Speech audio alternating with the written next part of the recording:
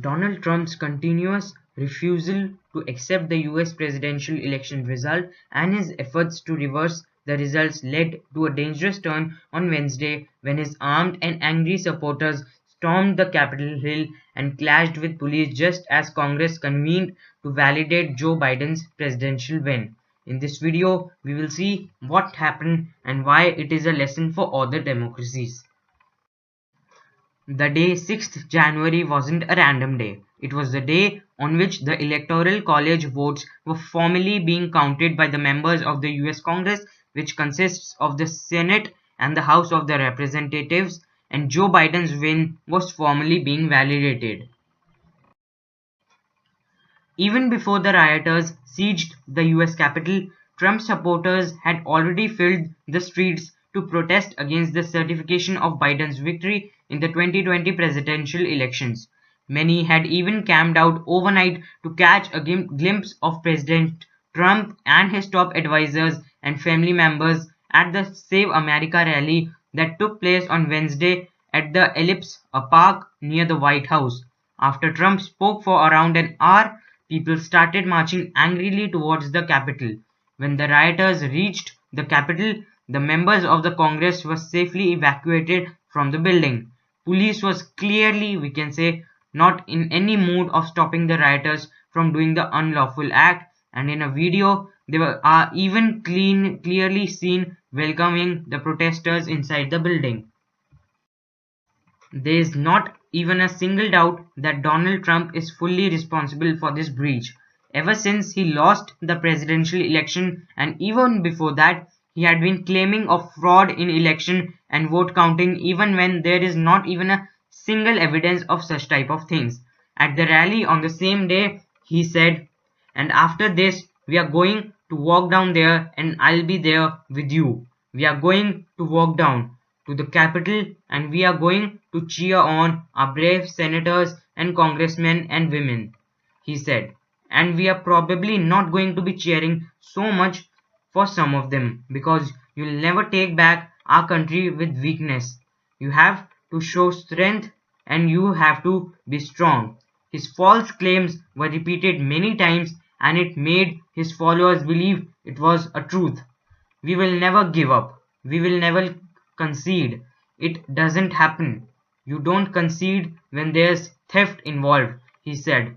Overall, since polls closed on November 3rd, about 30% of Trump's posts on Twitter have been flagged by Twitter as containing or potentially including misinformation, according to a Variety analysis. And even after such unlawful acts done by his supporters, he was trying to justify them in a statement he gave. "I know your pain. I know you're hurt.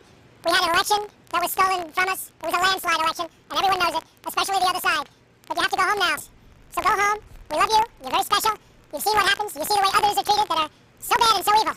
I know how you feel. But go home and go home in peace." After the rioters were removed from the building, the lawmakers, shaken but undeterred, reconvened the joint session to count electoral votes from the presidential election and officially confirm Joe Biden's victory. But Trump was not going to get through it so easily. Following the mayhem that ensued within the halls of the Capitol, more than a dozen House Democrats renewed calls for Trump's impeachment before Inauguration Day.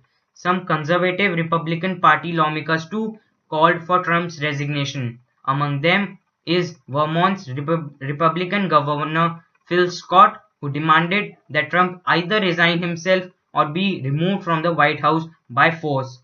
Even some White House officials have resigned in the wake of the event that had happened.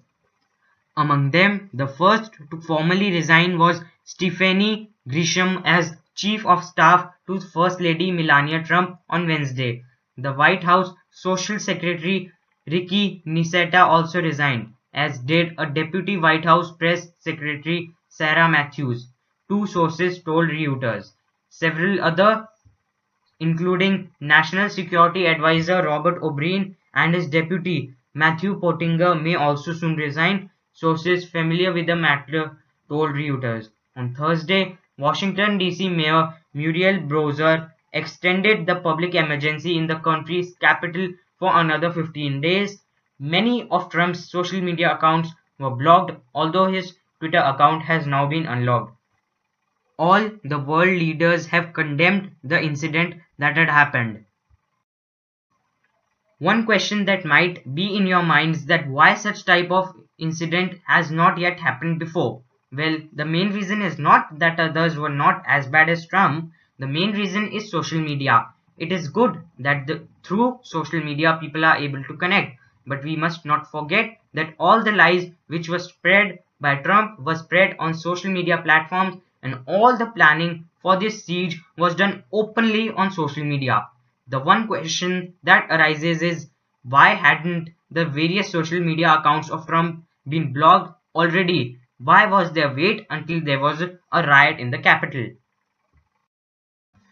If there can be a riot like this in America, which is one of the world's oldest democracies, then it may happen in any country. Therefore, it is very important for countries to look into such matters and find a solution.